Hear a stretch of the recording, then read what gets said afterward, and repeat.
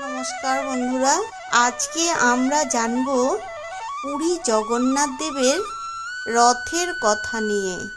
জগন্নাথ দেবের রথের নাম কি এবং কয়টি চাকা আছে এবং রথের নাম কে দিয়েছে, এগুলো সম্পূর্ণ আমি আজকে আলোচনা করব। তো জগন্নাথ দেবের রথের নাম হচ্ছে নন্দীঘোষ।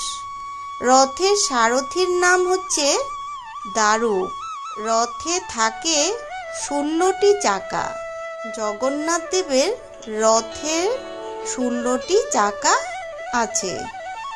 চাকার পরিধি 6 ফুট 6 ইঞ্চি। কথিত আছে এই রথের নাম দেন স্বয়ং ইন্দ্র। ছোট বড় আকারের মোট 832টি কাঠের টুকরো দিয়ে এই রথ নির্মাণ করা হয়। জগন্নাথ দেবের রথের উচ্চতা 13.5 মিটার অর্থাৎ 45 ফুট। প্রতিটি চাকায় একটি বিশেষ তাৎপর্য রয়েছে। কথিত আছে জগন্নাথ দেব প্রকট হওয়ার আগে 16টি উপাদান দিয়ে পৃথিবী নির্মাণ করেন।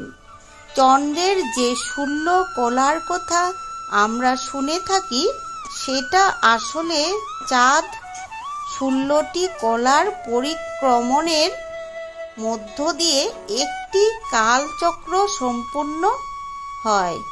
জগন্নাথ দেবের রথের চাকাও সেই 16টি কলারই প্রতীক।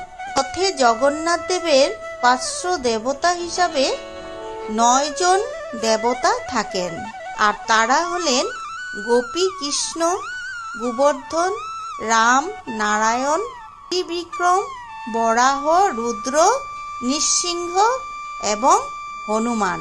জগন্নাথের রথের চূড়ায় যে ধ্বজা লাগানো আছে তার নাম হচ্ছে তৈলক্য মোহিনী।